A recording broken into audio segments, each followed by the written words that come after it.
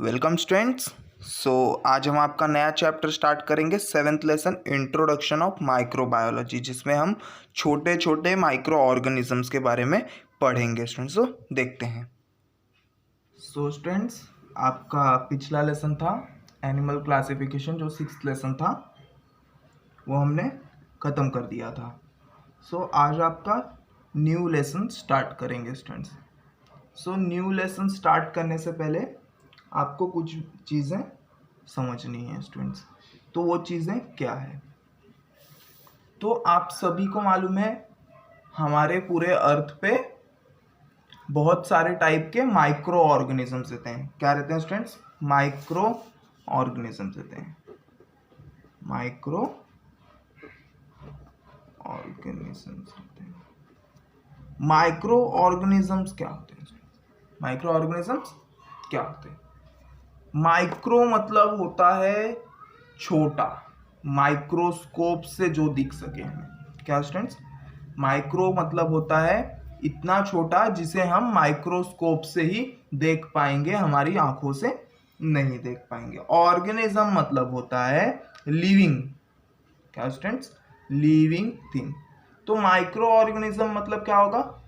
कुछ ऐसे छोटे छोटे जीव, कुछ ऐसे छोटे छोटे ऑर्गेनिज्म होंगे स्टूडेंट, जिसे हम माइक्रोस्कोप से ही देख सकते हैं, हम अपने आंखों से डायरेक्टली नहीं देख पाएंगे स्टूडेंट्स। तो अब सभी को पता है जो ये माइक्रो ऑर्गेनिजम्स है वो हमारे अर्थ में हर जगह पे आप कहीं भी चले जाओ, आप अंटार्कटिका चले जाओ या आप किसी वॉल्केनो के अंदर चले जाओ, अर्थ में आप कितने भी अंदर चले जाओ, या तो आप पूरे सी में, पूरे ओशियंस में एकदम डीप तक चले जाएं, तो भी आपको ये माइक्रो ऑर्गेनिज्म कहीं ना कहीं मिल ही जाएंगे। हर जगह ये प्रेजेंट होंगे, जमे हुए बर्फ से लेके पिघले हुए पानी तक, ये हर जगह, हर चीज में माइक्रो ऑर्गेनिजम्स आपको मिलने वाले हैं स्टूडेंट्स। हर जगह आपको ये माइक्रो ऑर्गेनिजम्स मिलने वाले हैं। ठीक है स्टूडेंट्स,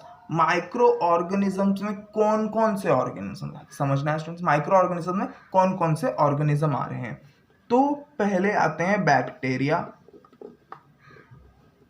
ठीक है स्टूडेंट्स, बैक्टीरिया। दूसरा है वायरसेस, फंगाई और अलगे। तो ये सब कुछ माइक्रो ऑर्गेनिजम्स है। क्या स्टूडेंट्स? ये सब कुछ माइक्रो ऑर्गेनिज्म, इतने छोटे ये ऑर्गेनिजम्स है जिसे हम माइक्रोस्कोप यूज करके देखेंगे अभी। ठीक है, ये माइक्रो ऑर्गेनिज्म है, हमें मालूम है, सब जगह रहते हैं, ये भी हमें मालूम है। अब हमें ये भी मालूम है कि बैक्टीरिया, वायरसेस, फंगाई, अलगे ये हमें हार्म करते हैं। क्या करते हैं स्टूडेंट्स? हमें ये हार्म करते हैं, हमारे बॉडी में जाते हैं तो। पर आपको ये भी मालूम है कि बैक्टीरिया अगर हमारे बॉडी में चला गया तो हमें हार्म करने वाला है, हमें बीमार कर देगा। वायरसेस हमारे बॉडी में चला गया तो हमें दूसरे अलग अलग टाइप्स के डिजीज हो जाएंगे। फंगाई हमारे बॉडी में चला गया तो हमें इंटेस्टाइनल डिजीज हो जाएगा, स्टमक पेन हो सकता है।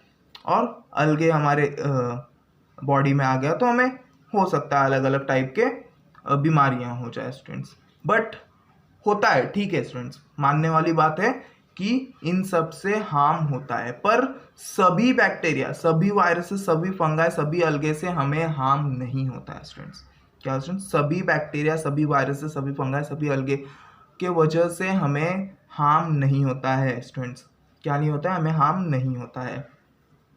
ऐसे बहुत से बैक्टीरिया हमारे बॉडी में रहते हैं जो हमारे डाइजेस्टिव सिस्टम में रहते हैं और खाना डाइजेस्ट करने में हेल्प करते हैं स्टूडेंट्स। ऐसे बहुत से वायरसेस हमारे मेडिकल फील्ड में यूज होता है स्टूडेंट्स, दूसरे डिजीज को ट्रीट करने के लिए स्टूडेंट्स।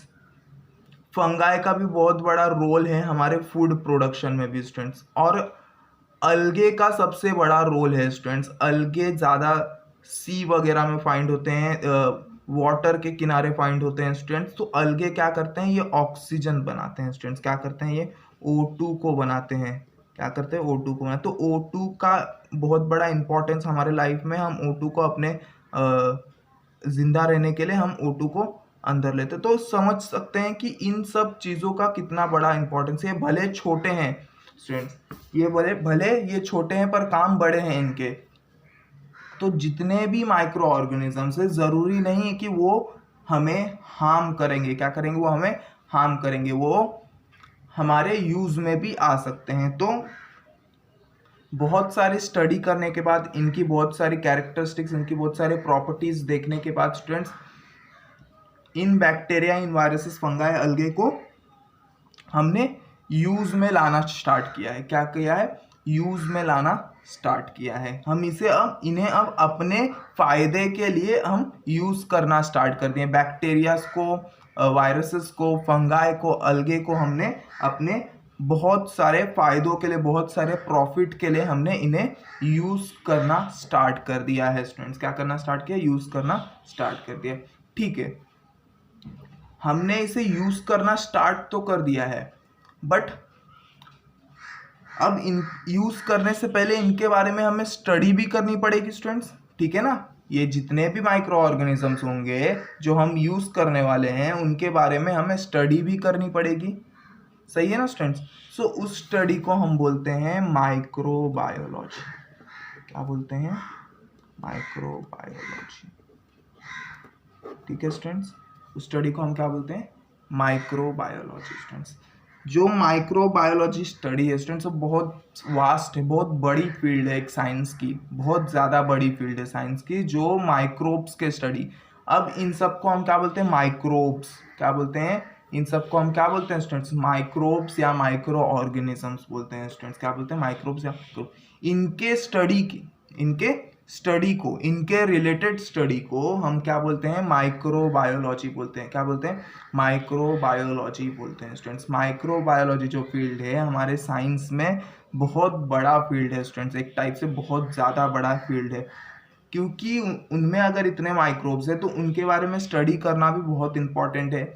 और हम उसे अपने फ़ायदे के लिए यूज़ कर रहे हैं, मतलब उन्हें और अच्छे से हमें स्टडी करना पड़ेगा कि हम उसे सिर्फ फ़ायदे के लिए यूज़ कर पाएँ, उसके कोई साइड इफ़ेक्ट्स ना हमें दिखे।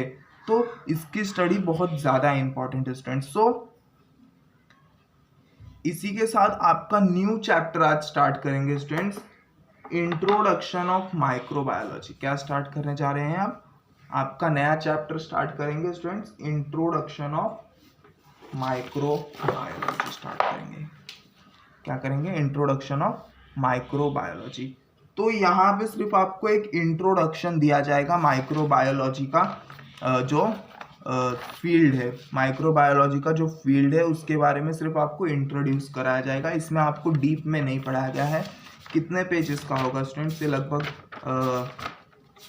5 पेजेस का चैप्टर है स्टूडेंट्स। कितने चैप्टर? 5 पेजेस का चैप्टर है, बट इन पे 5-5, 6-6 बुक है स्टूडेंट्स। क्या है? माइक्रोबायोलॉजी का जो फील्ड है उन पे 5-5, 6-6 बुक है स्टूडेंट्स। आपको सिर्फ ये इन्होंने 5 पेज में बस आपको एक इंट्रोडक्शन दिया है, आपको सिर्फ एक टाइप से बताया है कि माइक्रोबायोलॉजी क्या होता है स्टूडेंट्स, किस लिए हमें माइक्रोबायोलॉजी स्टडी करनी चाहिए, क्या क्या इसके अलग अलग फ़ायदे होने वाले हैं, ये हम देखेंगे स्टूडेंट्स। सो लेसन बहुत ज़्यादा इंटरेस्टिंग है स्टूडेंट्स, बहुत सारी चीज़ें आपको मालूम पड़ने वाली, कौन कौन से माइक्रोब, कौन कौन से बैक्टीरिया हमारे कौन कौन से खाने में होते हैं, क्या हम जो चीज़ खाते हैं उनमें कौन कौन से बैक्टीरिया होने वाले हैं, हम कौन सी चीज़ किस बैक्टीरिया से बना सकते हैं, ये सब चीज़ें आज हम इस चैप्टर में पढ़ेंगे स्टूडेंट्स। क्या करेंगे? इस चैप्टर में आज हम सब पढ़ेंगे, हम किस तरह से इन ऑर्गेनिजम्स को, किस तरह से हम बैक्टीरिया को, किस तरह से वायरसेस को, फंगाई को, अलगे को हम यूज़ करेंगे अपने लिए, अपने ह्यूमन वेलफेयर के लिए हम इन्हें किस तरह से यूज़ करेंगे स्टूडेंट्स। सो इसकी स्टडी आज हम इस लेसन में पढ़ने वाले, इस चैप्टर में हम पढ़ने वाले हैं। तो स्टार्ट करते हैं आपका जो 7th लेसन है, इंट्रोडक्शन ऑफ माइक्रोबायोलॉजी स्टूडेंट्स। क्या है? Introduction of microbiology. इसके पहले हमने एक और इंटरेस्टिंग चैप्टर पढ़ा था, एनिमल क्लासिफिकेशन, तो वो खत्म हो चुका है। अब हम पढ़ेंगे इंट्रोडक्शन ऑफ माइक्रोबायोलॉजी स्टूडेंट्स। तो ठीक है, तो सबसे पहले आपको समझना है कि माइक्रोबायोलॉजी होता क्या है। क्या स्टूडेंट्स? माइक्रोबायोलॉजी होता क्या है? अप्लाइड माइक्रोबायोलॉजी होता क्या है? branch of biology in which study of the enzyme related to some prokaryotes and eukaryotic microbes, protein, applied genetics, molecular biology etc. is performed is called as applied microbiology. ठीक है students. अब science के 3 part होते हैं students. क्या होते हैं? ये साइंस हो गया। साइंस के 3 पार्ट होते हैं। क्या क्या है? Physics, chemistry and biology. तो माइक्रोबायोलॉजी क्या है? बायोलॉजी का एक ब्रांच है। क्या है स्टूडेंट्स? बायोलॉजी का एक ब्रांच है। क्या है? माइक्रोबायोलॉजी बायोलॉजी का एक ब्रांच है, जिनमें किन किन चीजों की स्टडी होती है students? Enzyme related to some prokaryotes and eukaryotic microbes. अब ठीक है स्टूडेंट्स, जो माइक्रो ऑर्गेनिजम्स हैं वो या तो प्रोकैरियोट होंगे, क्या होंगे? प्रोकैरियोट होंगे,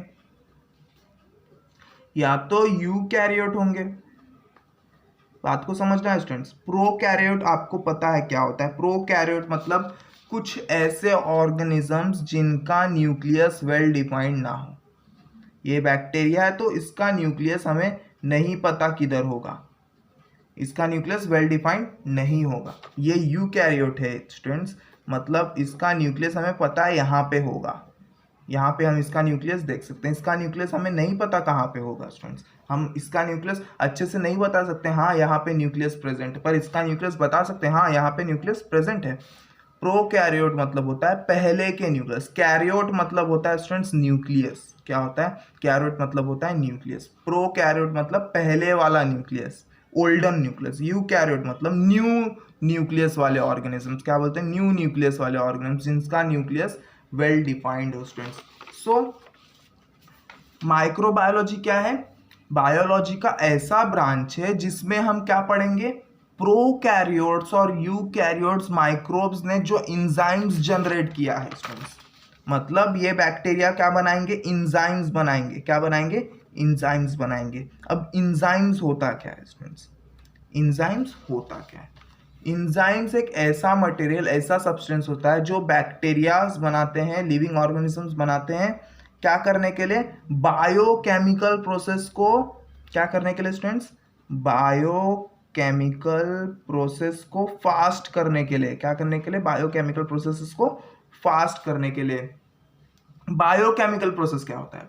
बायोकेमिकल प्रोसेस मतलब क्या होता है? जो भी प्रोसेस किसी बॉडी के अंदर हो रहा है, जो भी केमिकल प्रोसेस किसी बॉडी के अंदर हो रहा है उसे हम क्या बोलते हैं? बायोकेमिकल प्रोसेस बोलते हैं। अब इंजाइम का काम क्या है? एज अ कैटलिस्ट एक्ट करना। क्या करना? कैटलिस्ट एक्ट करना, मतलब उस प्रोसेस को फास्ट करना। क्या करना स्टूडेंट्स? उस प्रोसेस को फास्ट करना।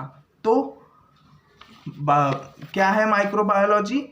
बायोलॉजी का ऐसा ब्रांच जो इन इंजाइम्स रिलेटेड माइक्रोब्स को, जो इन इंजाइम रिलेटेड माइक्रोब्स के बारे में स्टडी करेगा। क्या करेगा? स्टडी करेगा। और प्रोटीन्स, अलग अलग टाइप के प्रोटीन्स जो हमारे बॉडी में होते हैं उनके बारे में स्टडी करेगा। अप्लाइड जेनेटिक्स मतलब जीन्स के बारे में, डीएनए के बारे में स्टडी करेगा। मॉलिक्यूलर बायोलॉजी मतलब होता है जैसे कि ग्लूकोज मॉलिक्यूल के बारे में पढ़ना, लिपिड्स के बारे में पढ़ना, फैट्स के बारे में पढ़ना, तो ये किस में आता है? Molecular biology. तो एक ऐसा ब्रांच बायोलॉजी का जो इंजाइम रिलेटेड माइक्रोब्स के बारे में पढ़ेगा, प्रोटीन्स के बारे में पढ़ेगा, अप्लाइड जेनेटिक्स के बारे में पढ़ेगा, मॉलिक्यूलर बायोलॉजी के बारे में पढ़ेगा, उसे हम क्या बोलेंगे? अप्लाइड माइक्रोबायोलॉजी बोलेंगे। क्या बोलेंगे? Applied microbiology. माइक्रोबायोलॉजी मतलब छोटे छोटे चीजों के बारे में पढ़ना। माइक्रो मतलब होता है छोटा, स्टूडेंट्स क्या होता है? छोटा, तो उनके बारे में पढ़ना है हमें। This study is used for the society and various product like food and medicines are produced on large scale with the help of micro organisms. बात को फिर से समझना है। अब इस स्टडी का फायदा क्या है? ठीक है, हम पढ़ लिए, स्टडी कर लिया है हमने माइक्रोबायोलॉजी, तो इस स्टडी का फायदा क्या है? तो इस स्टडी का फायदा अलग अलग चीज़ों में हम अपने लाइफ में जो अलग अलग चीज़ें यूज़ करते हैं स्टूडेंट्स, उसमें हमें इनके फायदे दिखने वाले हैं। जैसे कि फूड में हमें इन माइक्रोब्स का फायदा दिखेगा, मेडिसिन में हमें इन माइक्रोब्स का फायदा दिखेगा।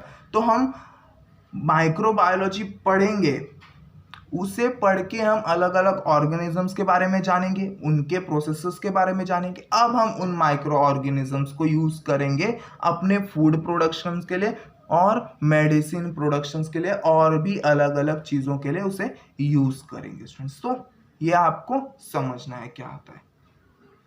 अब देखते हैं स्टूडेंट्स, एक और आता है इंडस्ट्रियल माइक्रोबायोलॉजी।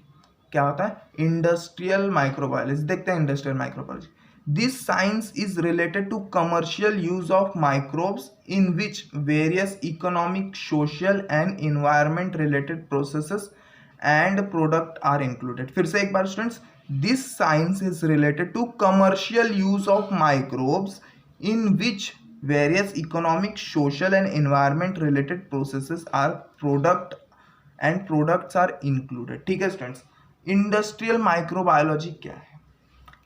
ये साइंस से रिलेटेड ऐसा ब्रांच है जो क्या करतेगा, माइक्रोब्स को कमर्शियली यूज करेगा। क्या करेगा? माइक्रोब्स को कमर्शियली यूज करेगा अपने इकोनॉमिक, सोशल और इन्वायरमेंटल प्रोसेसेस को करने के लिए और बहुत सारे प्रोडक्ट्स बनाने के लिए। क्या स्टूडेंट्स, अभी यहाँ पे इंडस्ट्रियल नाम आ गया, मतलब हम माइक्रोब्स को अब कहाँ यूज करेंगे? इंडस्ट्रीज में यूज करेंगे। कहाँ यूज करेंगे? इंडस्ट्रीज में यूज करेंगे कमर्शियली, अपने फायदे के लिए। हम उसे काम मनी पर्पस के लिए या अपने फायदे के लिए हम माइक्रोब्स को यूज करने वाले हैं, जो कि इकोनॉमिकली हमें फायदा करेगा, सोशली हमें फायदा करेगा, इन्वायरमेंटली हमें फायदा करेगा स्टूडेंट्स, और बहुत सारे प्रोडक्ट भी बनाएगा। इकोनॉमिकली हमें कैसे फायदा करेगा? अगर हम माइक्रोब्स यूज करते हैं स्टूडेंट्स, तो हमारा रॉ मटेरियल बचेगा। क्या बचेगा? हमारा रॉ मटेरियल बचेगा, मतलब हमारे पैसे बचेंगे, तो economic.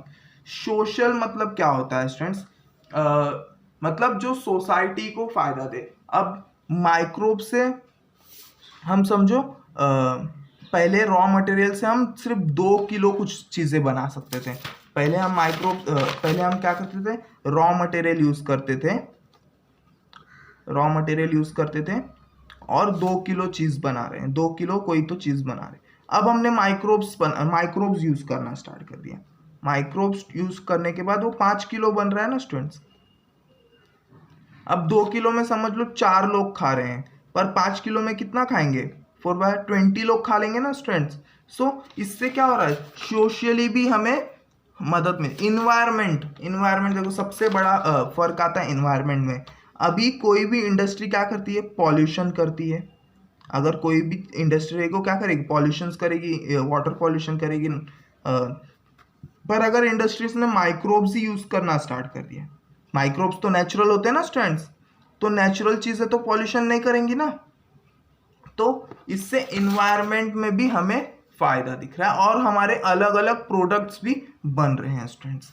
Various microbial processes useful for this purpose are carried out. तो ऐसे बहुत से माइक्रोबियल प्रोसेस, ऐसे बहुत सारी प्रोसेसेस माइक्रोब्स को यूज करके किए जाते हैं अलग अलग पर्पस के लिए, अलग अलग प्रॉफिट के लिए हमें। इंडस्ट्रियल माइक्रोबायोलॉजी के मेन फीचर्स क्या क्या हैं?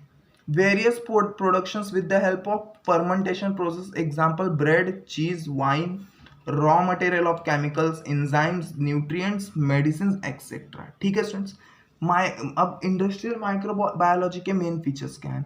अब हम माइक्रोब्स को यूज करके, क्या स्टूडेंट्स, अब हम माइक्रोब्स को यूज करके बहुत सारी चीजें बना सकते हैं। क्या कर सकते हैं? बहुत सारे। अब माइक्रोब्स को यूज करके हम फर्मेंटेशन प्रोसेस कर सकते हैं। फर्मेंटेशन प्रोसेस क्या होता है? फर्मेंटेशन प्रोसेस क्या होता है? अब आपको मैं एक एग्जांपल देता हूं। आपने अगर इडली बनाया होगा घर पे, तो चावल और दाल को पीस के हम एक रात के लिए रखते हैं, उसे हम क्या करते हैं? वो फर्मेंट करते हैं।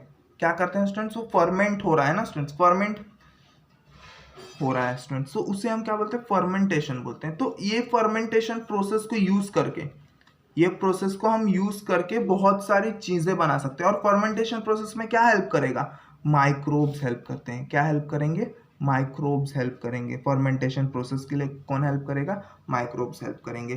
तो फर्मेंटेशन प्रोसेस यूज करके हम अलग अलग चीजें बनाएंगे, जैसे कि ब्रेड जो आप खाते हैं, चीज आप जो खाते हैं, wine, raw material for chemicals, अलग अलग टाइप के केमिकल्स के लिए हम मतलब अगर हमें कोई दूसरा केमिकल बनाना है तो हमें कोई दो केमिकल्स को मिलाना पड़ेगा, तो वो दो केमिकल्स हमारे बैक्टीरिया बनाएंगे, हमारे माइक्रोब्स बनाएंगे, फिर हम दूसरे केमिकल्स उन केमिकल्स का यूज करके बनाएंगे स्टूडेंट्स। इंजाइम मतलब इंजाइम्स भी बना सकते हैं। न्यूट्रिएंट्स, हमारे फूड रिलेटेड हम न्यूट्रिएंट्स भी उनसे बना सकते हैं। मेडिसिन पर्पस में भी हम माइक्रोब्स को यूज कर सकते हैं students. Use of microbes for garbage management and pollution control, अब हम माइक्रोब्स को गार्बेज मैनेजमेंट के लिए भी यूज कर सकते हैं, गार्बेज को मैनेज करने के लिए भी हम यूज कर सकते हैं। पॉल्यूशन कंट्रोल के लिए, तो पॉल्यूशन कंट्रोल का तो मैंने आपको बता दिया है किस तरह से हम पॉल्यूशन कंट्रोल कर सकते हैं। अब गार्बेज मैनेजमेंट कैसे कर सकते हैं, गार्बेज को मैनेज कैसे। अब हमारे गार्बेज में देखो दो चीजें ऐड रहती, एक तो जो डिकम्पोज हो जाए, है ना, जो डिकम्पोज हो जाए, और दूसरा है जो डिकम्पोज नहीं होता है। हाँ, दूसरा है जो डिकम्पोज नहीं होगा, डिकम्पोज नहीं होगा, है ना, ये डिकम्पोज नहीं होगा, ये डिकम्पोज होने वाले।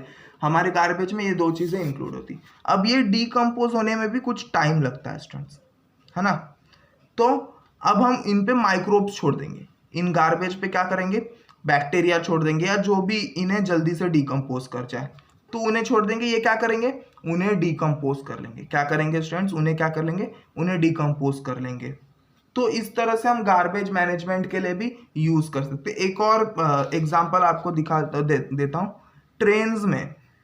ट्रेन्स में अभी बायो बाथरूम यूज किए जाते हैं, बायो टॉयलेट्स यूज किए जाते हैं। उसमें क्या रहता है, ट्रेन के नीचे एक टैंक रहता है स्टूडेंट्स, जहाँ पे वेस्ट मटेरियल जाके जमा होता है। उस टैंक्स में क्या होता है स्टूडेंट्स, उस टैंक्स में बहुत सारे बैक्टीरियाज होते हैं, और वो बैक्टीरियाज क्या करते हैं, वेस्ट मटेरियल को डिकम्पोज कर देते हैं। क्या करते हैं, वेस्ट मटेरियल को डिकम्पोज कर देते हैं। उस वजह से क्या होता है, रेलवे ट्रैक्स गंदे नहीं होते हैं स्टूडेंट्स, और बैक्टीरिया इन्हें डिकम्पोज कर जाते हैं स्टूडेंट्स। सो ये एक एग्जाम्पल है हमारे डेली यूज में, ट्रेन्स में बायो टॉयलेट्स यूज होते हैं स्टूडेंट्स। तो इस तरह से इंडस्ट्रियल माइक्रोबायोलॉजी का ये मेन फीचर्स था। आगे देखते हैं और कौन कौन सी चीज़ों के लिए यूज़ कर सकते हैं।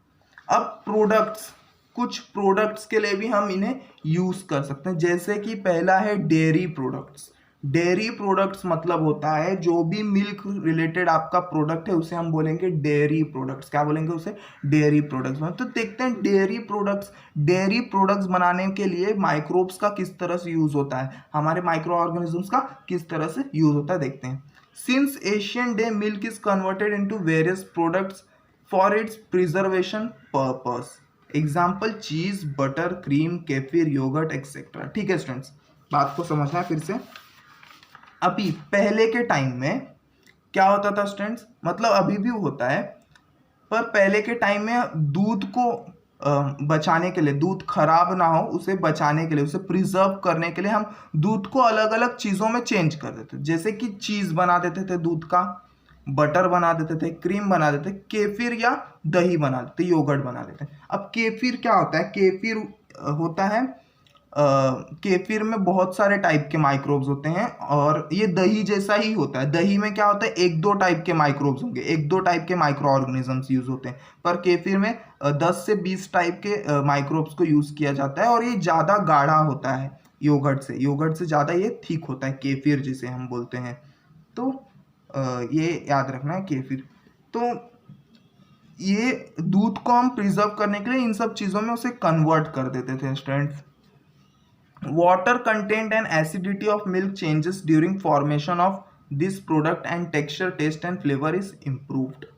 अभी ये सब चीज़ में कन्वर्ट करने के बाद, मिल्क को ये सब चीज़ में कन्वर्ट करने के बाद उनमें से वाटर कंटेंट मतलब उनमें कितना वाटर है, एसिडिटी ऑफ मिल्क की एसिडिटी, जब हम ये सब चीज़ों को में चेंज कर देते हैं मिल्क, तो उसका वाटर कंटेंट भी चेंज हो जाता है, मिल्क की एसिडिटी भी चेंज हो जाती है, और उस प्रोडक्ट का मतलब अभी मिल्क तो वाइट था ना स्टूडेंट्स, तो ज़रूरी नहीं हमने उससे जो प्रोडक्ट बनाया वो भी वाइट हो स्टूडेंट्स।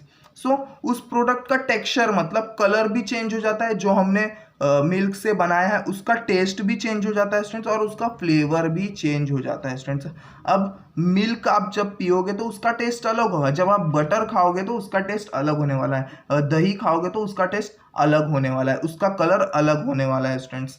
सो ये सब कुछ चेंजेस आते हैं जब हम मिल्क को किसी दूसरे चीज़ों में चेंज कर, जैसे चीज़, बटर, क्रीम, केफिर, योगर्ट में।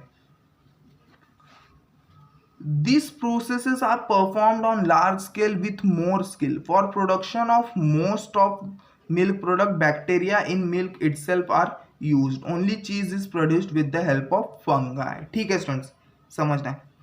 अब ये सब जो प्रोसेसेस है स्टूडेंट्स, ये सब जो फॉर्मेशन के प्रोसेस है, हम चीज़ बना रहे हैं, बटर बना रहे हैं, क्रीम बना रहे हैं, योगर्ट बना रहे हैं, तो ये बहुत ज़्यादा अब होने लगे हैं क्योंकि इन सब की डिमांड बढ़ गई है। तो इन सब का प्रोडक्शंस भी अब ज़्यादा करना पड़ेगा, वो भी स्किल्स के साथ। अगर हम इनमें कुछ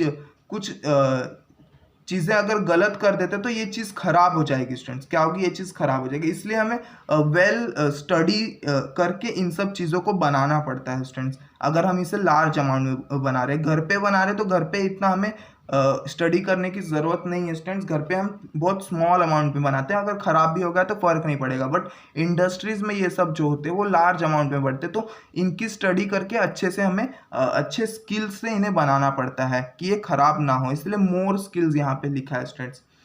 और इन सब चीज़ों को बनाने के लिए अब हम कुछ बैक्टीरियाज का इस्तेमाल करने लगे हैं। क्या स्टूडेंट्स? इन कुछ ये सब चीज़ों को बनाने के लिए हमने बैक्टीरियाज का इस्तेमाल करना स्टार्ट कर दिया, पर चीज़ को छोड़ के ये सब जो चीज़ें हैं उनमें बैक्टीरियाज का इस्तेमाल किया। चीज़ में हम फंगाई का इस्तेमाल करते हैं। चीज़ को बनाने के लिए हम क्या करते हैं? फंगाई का इस्तेमाल करते हैं स्टूडेंट्स। देखो किस तरह से हम यूज़ कर रहे हैं उन्हें, माइक्रोब्स को किस तरह से हम यूज़ कर रहे हैं students. Basic process of production of yogurt, cheese and cream is same. तो ठीक है, स्टार्टिंग का जो प्रोसेस है, मतलब स्टार्टिंग का जो प्रोसेस है वो दही के लिए, चीज़ के लिए और क्रीम के लिए सेम है स्टूडेंट्स। स्टार्टिंग का जो प्रोसेस है वो दही के लिए, चीज़ के लिए सेम है students. Milk is pasteurise at the beginning to destroy unwanted microbes. ठीक है स्टूडेंट्स, तो स्टार्टिंग का प्रोसेस क्या होगा स्टूडेंट्स? हम मिल्क को लेके आएंगे इंडस्ट्रीज में। अब मिल्क को क्या करेंगे? पेस्चराइज करेंगे। पेस्चराइज मतलब होता है स्टूडेंट्स मिल्क को ऐसे प्रोसेस से गुजारना जिससे मिल्क प्रिजर्व रहे, जिससे मिल्क खराब ना हो। तो वो कौन से प्रोसेस होते हैं? जैसे कि हम मिल्क को उबाल देते हैं, मिल्क को हीट करके क्या करते हैं? उबाल देते हैं, या तो मिल्क को हम फ्रीजर में रख देते हैं जिससे मिल्क क्या होता है? खराब नहीं। तो ये दो प्रोसेस हम अपने घर में भी करते हैं। ये दो प्रोसेस लार्ज अमाउंट में इंडस्ट्रीज में भी होता है स्टूडेंट्स। और भी अलग अलग प्रोसेस है, बट ये तो बेसिक प्रोसेस है जिससे हम मिल्क को प्रिजर्व करके रखते हैं, जिससे हम मिल्क को क्या करते हैं? पेस्चराइज करके रखते हैं स्टूडेंट्स। तो पहले हम ये सब योगर्ट बनाने के लिए, चीज़ बनाने के लिए, क्रीम बनाने के लिए पहले हम मिल्क को क्या करेंगे? पेस्चराइज करेंगे। अब मिल्क को पेस्चराइज क्यों करते हैं? मिल्क को पेस्चराइज इसलिए करते हैं कि हमारे आसपास और भी बैक्टीरियाज होते हैं, हमारे आसपास हार्मफुल बैक्टीरियाज होते हैं जो इन सब मिल्क को खराब कर देते हैं, जो क्या करते हैं? मिल्क को या हमारे फूड को क्या कर सकते हैं? खराब कर सकते हैं। तो उन बैक्टीरियाज को, उन माइक्रोब्स को मारने के लिए हम क्या करते हैं? उस मिल्क को गर्म करते हैं, फ्रीजर में रखते हैं, तो ताकि वो हमारा मिल्क रहे, वो खराब ना हो students. It is then fermented with the help of lactobacilli students. अब बात को समझना है, उसके बाद का प्रोसेस क्या होता है? अब हमने मिल्क को क्या किया है? पेस्चराइज किया है। क्या किया है स्टूडेंट्स? पेस्चराइज कर लिया। उसके बाद हम क्या करेंगे? उसे फर्मेंट करेंगे। क्या करेंगे? उसे फर्मेंट करेंगे। फर्मेंट करना मतलब क्या होता है? मैंने फर्मेंट का मतलब आपको बताया है क्या होता है। जब आप अगर इडली बना रहे होते हैं तो उसे आप चावल और दाल को पीस के आप रख देते हैं एक रात के लिए, तो वो फर्मेंट हो जाता है स्टूडेंट्स। फर्मेंट मतलब होता है उनमें बैक्टीरिया का नंबर बढ़ाना स्टूडेंट्स। क्या होता है? उनमें बैक्टीरिया का नंबर बढ़ाना होता है, ताकि वो जो हमारा यूज़फुल बैक्टीरिया, मतलब फूड में जो यूज़फुल बैक्टीरिया, उनमें उनका नंबर बढ़ाना होता है। फर्मेंटेशन मतलब इन शॉर्ट यही समझना है आपको। तो it is then fermented with the help of lactobacilli. तो अब हम इस मिल्क में क्या डाल देंगे? फर्मेंटेशन के लिए लैक्टोबैसिलाई डाल देंगे। लैक्टोबैसिलाई क्या है स्टूडेंट्स? एक टाइप का बैक्टीरिया है। तो अब हम उसमें क्या डालेंगे? लैक्टोबैसिलाई डाल देंगे। In this process lactose sugar of milk is converted into lactic acid and milk protein are coagulated with the help of lactic acid students. तो लैक्टोबैसिलाई का काम क्या है? लैक्टोबैसिलाई क्या करेंगे स्टूडेंट्स? हमारे मिल्क में ना लैक्टोज शुगर प्रेजेंट होते हैं। क्या होते हैं? लैक्टोज शुगर प्रेजेंट होते हैं, मतलब लैक्टोज एक कंपाउंड होता है स्टूडेंट्स, वो प्रेजेंट होता है। तो उस लैक्टोज कंपाउंड को क्या करेगा? लैक्टिक एसिड में चेंज कर देगा। लैक्टोबैसिलाई का काम क्या है? लैक्टोज शुगर को लैक्टिक एसिड में चेंज कर देगा। और लैक्टिक एसिड क्या करेगा? जितना भी प्रोटीन है मिल्क में जितना भी प्रोटीन है उसे कोगुलेट कर देगा। कोगुलेट करना मतलब सॉलिड फॉर्म में कर देगा। उसे क्या करेगा? सॉलिड फॉर्म में कर देगा। और क्या करेगा? उसे सॉलिड फॉर्म में कर देगा। क्या करके? लैक्टिक एसिड को यूज करके। लैक्टिक एसिड कैसे बनेगा स्टूडेंट्स? लैक्टोबैसिलाई लैक्टोज को लैक्टिक एसिड में चेंज करेगा। लैक्टिक एसिड क्या करेगा? जितने भी प्रोटीन है मिल्क में उसे क्या करेगा? उसे सॉलिड फॉर्म में ला देगा। क्या करेगा? कोगुलेट कर देगा students. Besides compound with the taste and flavour are formed. Example diacetyl has the flavour of butter students. अब बहुत सारे कंपाउंड्स बनते हैं अलग अलग टेस्ट और अलग अलग फ्लेवर के स्टूडेंट्स। सो हम इन माइक्रोब्स को यूज करके अलग अलग टाइप के कंपाउंड्स, अलग अलग टाइप के फ्लेवर्स का कंपाउंड बना सकते हैं। जैसे कि डाइएसिटाइल एक कंपाउंड, एक केमिकल है जिसमें बटर का फ्लेवर आता है स्टूडेंट्स। कैसा आता है? जिसमें बटर का फ्लेवर आता है। अब बहुत सारे इंडस्ट्रीज क्या करते हैं, जब बटर को बनाते हैं तो उसमें डाइएसिटाइल भी मिला देते हैं ताकि उसका फ्लेवर बटर वाला अच्छे से आ सके स्टूडेंट्स। ऐसा होता है स्टूडेंट्स। सो आपको ये समझना है। तो इस तरह से हम डेयरी प्रोडक्ट्स में हमारे माइक्रोब्स को यूज कर सकते हैं स्टूडेंट्स। आगे देखते हैं आगे क्या है। योगर्ट प्रोडक्ट्स मतलब दही से बने हुए चीजें। क्या स्टूडेंट्स? दही से बनी हुई चीजें। Yogurt is a milk product produced with the help of lactobacilli inoculant students.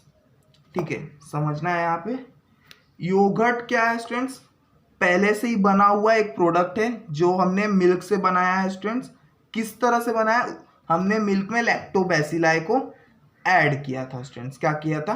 Lactobacilli को ऐड किया था। इनोक्यूलेंट मतलब होता है स्टूडेंट्स बेनिफिट वाले बैक्टीरिया, जो हमें बेनिफिट दे सके वो वाले बैक्टीरिया को हम क्या बोलते हैं? इनोक्यूलेंट बोलते हैं। क्या बोलते हैं? इनोक्यूलेंट बोलते हैं। For maintaining the protein content condensed milk powder is mixed with milk to be ferment for industrial production of yogurt. ठीक है स्टूडेंट्स, अब हम जब घर में योगर्ट बनाते हैं, जब घर में दही बनाते हैं तो हमें उतना कुछ नहीं करना पड़ता है कि ताकि हम उसे थिक कर सकें या कुछ और कर सकते हैं, क्योंकि वो हमें घर में ही यूज करना है स्टूडेंट्स। बट इंडस्ट्रीज में जब हम उसे बनाते हैं उसे हम लार्ज अमाउंट में बनाते हैं। क्या करते हैं? उसे हम लार्ज अमाउंट में बनाते हैं। तो उस योगर्ट में अच्छे से प्रोटीन कंटेंट रहे, उस योगर्ट में प्रोटीन का अमाउंट अच्छा रहे, इसलिए हम क्या करते हैं स्टूडेंट्स? उसमें मिल्क पाउडर ऐड करते हैं स्टूडेंट्स। क्या करते हैं? उसमें मिल्क पाउडर ऐड करते हैं ताकि उस योगर्ट का प्रोडक्शन हम अच्छे से कर पाए और लार्ज अमाउंट में कर पाए students. Milk is boiled and once it cool to warm temperature bacterial strains of streptococcus thermophilus, देखना है students, streptococcus thermophilus and lactobacillus delbrueckii are added to in 1:1 proportion. ठीक है, यहाँ पे बात को समझना है स्टूडेंट्स। जब हम मिल्क को बॉईल कर देंगे, क्या करेंगे? जब हम मिल्क को उबाल लेंगे स्टूडेंट्स और एक बार वो कूल हो गया, क्या होगा? एक बार वो कूल हो गया तब हम उसमें क्या करेंगे? उसमें हम बैक्टीरिया कुछ अमाउंट में बैक्टीरियल स्ट्रेन मतलब थोड़ा सा बैक्टीरिया डालेंगे। कौन कौन से बैक्टीरिया डालने वाले हैं स्टूडेंट? स्ट्रेप्टोकोकस थर्मोफिलस, ये बैक्टीरिया का नाम है। कौन कौन से डालेंगे? Streptococcus thermophilus. और दूसरा कौन सा डालेंगे? लैक्टोबैसिलस डेल्ब्रुस्की डालेंगे। क्या डालेंगे? लैक्टोबैसिलस डेल्ब्रुस्की डालेंगे। कितने अमाउंट में डालेंगे? 1:1 प्रोपोर्शन। 1:1 प्रोपोर्शन मतलब मैं आपको समझा देता हूं स्टूडेंट्स। अभी ये इसमें मिल्क है, कितना मिल्क है स्टूडेंट्स, 1 लीटर का मिल्क है इसमें। अगर मैंने इसमें 100 स्ट्रेप्टोकोकस डाला है, क्या डाला है, 100 स्ट्रेप्टोकोकस थर्मोफिलस डाला है, और मैंने इसमें 100 लैक्टोबैसिलस डेल्ब्रुकी डाला है, 100 इसमें लैक्टोबैसिलस डेल्ब्रुकी, मतलब इसका प्रोपोर्शन क्या हो गया स्टूडेंट्स, 1/1 हो गया। मतलब मैं जितना स्ट्रेप्टोकोकस थर्मोफिलस डालूंगा उतना ही मैं लैक्टोबैसिलस डेल्ब्रुकी डालूंगा स्टूडेंट्स। तो उसका मतलब होता है 1:1 proportion. Lactic acid is formed due to streptococcus that makes the protein to gel out that gives dense consistency to the yogurt। अब जो स्ट्रेप्टोकोकस थर्मोफिलस है स्टूडेंट्स, वो क्या करेगा, लैक्टिक एसिड बनाएगा। क्या करेगा स्टूडेंट्स, लैक्टिक एसिड बनाएगा। और लैक्टिक एसिड का काम क्या है, वो प्रोटीन्स को जेल में कन्वर्ट कर देगा। क्या करेगा, प्रोटीन्स को वो जेल में कन्वर्ट कर देगा, जिसके वजह से हमारे दही में, हमारे जो योगर्ट रहेगा उसमें डेंसिटी बढ़ जाएगी, उसमें थिकनेस बढ़ जाएगी दही की। क्या होगी, उसमें थिकनेस बढ़ जाएगी स्टूडेंट्स। तो वो इसका काम है स्ट्रेप्टोकोकस का। Acetaldehyde like compound are formed due to lactobacillus that give characteristic taste to a yogurt।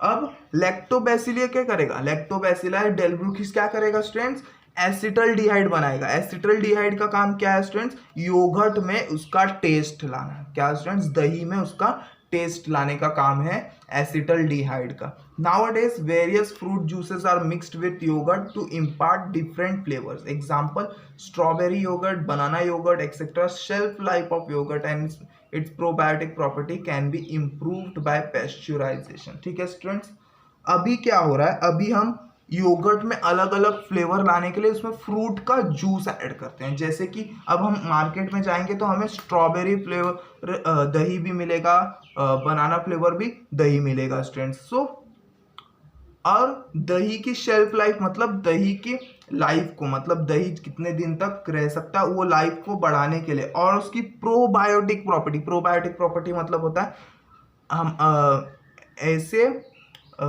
चीज़ें जो हमारे इम्यूनिटी को बढ़ाते हैं। तो जो दही होता है स्टूडेंट्स, उसमें लैक्टोबैसिलाई होते हैं ना, वो हमारे इम्यूनिटी को बढ़ाते हैं, हमारे इम्यून सिस्टम को वो क्या करते हैं, बढ़ाते हैं।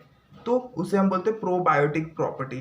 तो वो इम्प्रूव करने के लिए हम उसे क्या करते हैं, पैस्चुराइजेशन प्रोसेस से गुजारते हैं। जो हमारा योगर्ट होता है उसे क्या करते हैं, पैस्चुराइजेशन प्रोसेस से जैसे कि हम दुकान में जो हमें दही मिलता है वो हरदम देखो फ्रिज में रखा रहता है। क्या होता है, फ्रिज में रखा जाता है, क्योंकि वो खराब ना हो स्टूडेंट। तो उसे हम क्या बोलते हैं, वो एक टाइप का पैस्चुराइजेशन प्रोसेस है स्टूडेंट्स।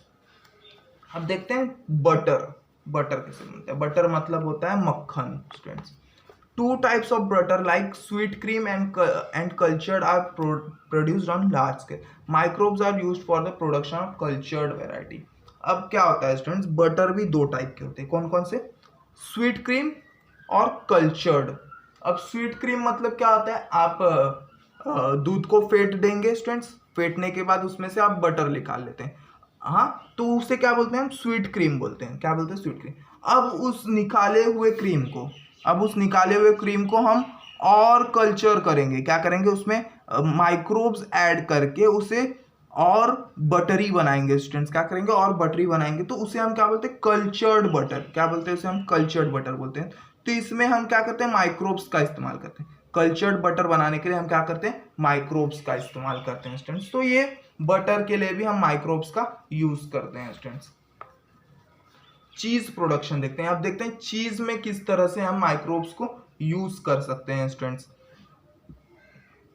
चीज is produced on large scale from the abundantly available cow milk all over the world students. तो चीज का बहुत बड़ा इंपॉर्टेंस होता है, चीज हर जगह यूज होता है स्टूडेंट्स, और चीज होता है बहुत बड़े अमाउंट में बनता है पूरे वर्ल्ड में। और चीज किससे बनता है, काऊ के मिल्क से बनता है स्टूडेंट्स। किससे बनता है, काऊ के मिल्क से बनता है। First chemical and microbiological test of the milk की आर परफॉर्म। तो चीज बनाने के लिए पहले कुछ केमिकल और कुछ माइक्रोबायोलॉजिकल टेस्ट किए जाते हैं मिल्क के ऊपर, की ताकि वो मिल्क चीज बनाने लायक है कि नहीं स्टूडेंट्स। तो कुछ टेस्ट उसके लिए पहले किए जाते हैं चीज बनाने से पहले। Some colours and microbes like lactobacillus cremoris and streptococcus thermophilus are mixed with the milk. तो कुछ कलर्स और कुछ माइक्रोब्स को हम पहले मिल्क में ऐड कर देंगे, जैसे कि लैक्टोबैसिलस लैक्टिस को ऐड कर देंगे, लैक्टोबैसिलस क्रेमरिस को ऐड कर देंगे, और स्ट्रेप्टोकोकस थर्मोफिलस को हम उस मिल्क में क्या करेंगे, मिक्स करके ऐड कर देंगे स्टूडेंट्स। अब इनका काम क्या है, it imparts sourness to milk. तो इन सब बैक्टीरिया को ऐड करने के बाद मिल्क कैसा हो जाएगा, सोर हो जाएगा, थोड़ा सा खट्टा हो जाएगा मिल्क, क्या हो जाएगा, थोड़ा सा खट्टा हो जाएगा। After this to impart the dense texture whey needs to be removed. अब ये सब क्या करेंगे, ये सब इन सब का काम क्या है, पहले तो ये सब क्या करेंगे, प्रोटीन को कोगुलेट कर देंगे, मतलब प्रोटीन को सॉलिड फॉर्म में ला देंगे जो भी मिल्क में प्रेजेंट होगा, और उसमें सोरनेस का टेस्ट ला देंगे, थोड़ा सा खट्टास ला देंगे उसमें। उसके बाद अगर हमें इसे और डेंस बनाना है, उसे और थिक बनाना है, जो हमारा प्रोडक्ट बना है, तो उसमें से हम क्या करेंगे, उसमें से हम वाटर को रिमूव कर देंगे। आपने अगर घर में कभी दही जमाया होगा तो दही जमने के बाद उसके ऊपर थोड़ा सा पानी होता है स्टूडेंट्स, तो वो निकालने के बाद हमें योगर्ट और थिक मिलेगा ना स्टूडेंट्स, तो उसलिए हम क्या करते हैं, उससे वो पानी निकाल लेते हैं, जिसे हम क्या बोलते हैं, वे मतलब वाटर इन योगर्ट स्टूडेंट्स, क्या बोलते हैं, वाटर इन योगर्ट। तो वो उसे हम क्या करेंगे, निकाल देंगे students. An enzyme rennet obtained from elementary canal of cattle was being traditionally used earlier. However, an enzyme protease obtained from fungi is used as present to produce vegetarian cheese. अब पहले क्या होता था स्टूडेंट्स, जब पहले microbiology का इतना importance सबको नहीं मालूम था, तो पहले क्या होता था, हम एक एंजाइम यूज करते थे चीज बनाने के लिए। वो कौन सा एंजाइम था, रेनेट उसका नाम है। वो एंजाइम हमें कहाँ मिलता था, वो एंजाइम हमें कहीं नहीं मिलता था, बट कहाँ मिलता था हमें, वो कैटल्स के एलिमेंट्री कैनल में मिलता था। कहाँ मिलता था, कैटल्स के एलिमेंट्री कैनाल में मिलता था। और कौन से कैटल्स स्टूडेंट समझना है, जब काऊ या बफेलो किसी बर्थ देते हैं स्टूडेंट्स, अगर काऊ और बफेलो किसी काफ को बर्थ देते हैं, तब वो काफ क्या करता है, 15 से 20 दिन तक वो सिर्फ मिल्क पीता है। क्या करता है, मिल्क पीता है, वो कुछ खाता नहीं है। तो उनके एलिमेंट्री कैनाल से जब तक वो मिल्क पीते हैं तब तक उनके एलिमेंट्री कैनाल से रिनेट को निकाला जाता था। रिनेट एक टाइप का एंजाइम है स्टूडेंट्स, जो उनके एलिमेंट्री कैनाल में मिलता था। वो पहले हम यूज करते थे चीज को बनाने के लिए स्टूडेंट्स। तो इस तरह से क्या होता था, जो वेजिटेरियन लोग होते थे वो चीज को नहीं खा पाते थे स्टूडेंट्स, क्या करते थे, वो चीज को नहीं खा पाते थे। पर जैसे जैसे माइक्रोबायोलॉजी का इंपॉर्टेंस बढ़ता गया, वैसे वैसे हम माइक्रोब्स को यूज करते गए। तो उसके बाद क्या हुआ, अब हम एंजाइम प्रोटीज यूज करते हैं स्टूडेंट्स। क्या करते हैं, अब हम एंजाइम प्रोटीज यूज करते हैं, जो कि हमें एक माइक्रोब से मिलता है, फंगाई। किससे मिलता है, एक फंगाई माइक्रोब से मिलता है, जिसकी वजह से हम वेजिटेरियन चीज बनाने लगे स्टूडेंट्स। जिसकी वजह से क्या करने लगे, हम वेजिटेरियन चीज भी बनाने लगे। अब वेजिटेरियन लोग भी उस चीज को खा सकते हैं स्टूडेंट्स। इसकी वजह से क्या हुआ स्टूडेंट्स, चीज सस्ता भी हो गया स्टूडेंट्स। क्या हो गया, अब चीज सस्ता भी हो गया। तो याद रखना, एंजाइम प्रोटीज यूज होता है, जो कि हमें फंगाई से मिलता है स्टूडेंट्स, चीज बनाने के लिए स्टूडेंट्स। पहले कौन सा यूज होता था, पहले रिनेट यूज किया जाता था, जो हमें एलिमेंट्री कैनाल से मिलता था students. The whey is separated from yogurt. अब योगर्ट से हमने वे को सेपरेट कर लिया है, मतलब उस वाटर को हमने निकाल लिया है, जो भी हमें वो मिला है स्टूडेंट्स। हमने मिल्क को थिक बना लिया, योगर्ट के फॉर्म में बना लिया है। अब हम उससे पानी निकाल देंगे स्टूडेंट्स। क्या करेंगे, ऊपर का जो वाटर रहेगा उसे हम निकाल लेंगे, और वो वाटर आगे भी किसी चीज़ों में काम आएगा students. Then process of production of cheese started through step like cutting the solid yogurt into pieces, washing, rubbing, salting and mixing of essential micros, pigment and flavour. अब तक हमने योगर्ट में उसे चेंज किया था, मिल्क को क्या किया था, योगर्ट में चेंज किया था। अब हम चीज बनाने का प्रोसेस स्टार्ट कर देंगे। क्या करेंगे, चीज बनाने का प्रोसेस स्टार्ट। अब हमारा जो योगर्ट है, हमारा जो दही है, वो सॉलिड हो चुका है। तो अब हम उसे छोटे छोटे पीस में क्या करेंगे, काट देंगे। फिर उसे थोड़ा सा वॉश करेंगे स्टूडेंट्स। क्या करेंगे, उसे वॉश करेंगे, उसे थोड़ा रब करेंगे, फिर उसमें सॉल्ट ऐड करेंगे, और उसमें कुछ माइक्रोब्स, कुछ पिगमेंट्स फ्लेवर के लिए ऐड कर देंगे स्टूडेंट्स। क्या करेंगे, ये सब ऐड कर देंगे स्टूडेंट्स। देन चीज is pressed and cut into pieces and stored for a ripening. और फिर चीज को क्या करेंगे, हम प्रेस करेंगे, उसको पीसेस में कट करेंगे, जो बड़े बड़े पीसेस है उसे हम कट कर देंगे, और उसे स्टोर करके रख देंगे ताकि वो पक जाए स्टूडेंट्स अच्छे से। अब जो चीज़ होता है ना स्टूडेंट्स, उसे 1 से 2 साल भी लग जाता है पकने के लिए। क्या होता है, 1 से 2 साल भी लग जाता है उसे पकने के लिए चीज़ को। तो 1 से 2 साल के बाद जो आप चीज़ यूज़ करते हैं ना, वो 1 से 2 साल के पहले बना हुआ होता है। वो जो चीज़ आप आज यूज़ कर रहे हो ना, वो 1-2 साल पहले का बना हुआ होता है जो आपके हाथ में चीज़ होगा स्टूडेंट्स। तो इस तरह से जो चीज़ होता है वो बनता है स्टूडेंट्स। सो इस वीडियो में इतना ही है स्टूडेंट्स। इस वीडियो में हम इतना ही पढ़ेंगे डेयरी प्रोडक्ट्स में किस तरह से हमने माइक्रोब्स को यूज़ किया था। अगले वीडियो में देखेंगे प्रोबायोटिक्स के लिए हम कैसे माइक्रोब्स को यूज़ करते हैं। प्रोबायोटिक्स मतलब ऐसे चीज़ें होती जो हमारी इम्यूनिटी बढ़ाती है। क्या होती है, ऐसी चीज़ें होती जो हमारी इम्यूनिटी बढ़ाती। तो अगले वीडियो में हम प्रोबायोटिक्स देखेंगे। तो इस वीडियो में इतना ही है स्टूडेंट्स, मिलते हैं अगले वीडियो में, देखेंगे probiotics. So thank you students, मिलते हैं अगले वीडियो में।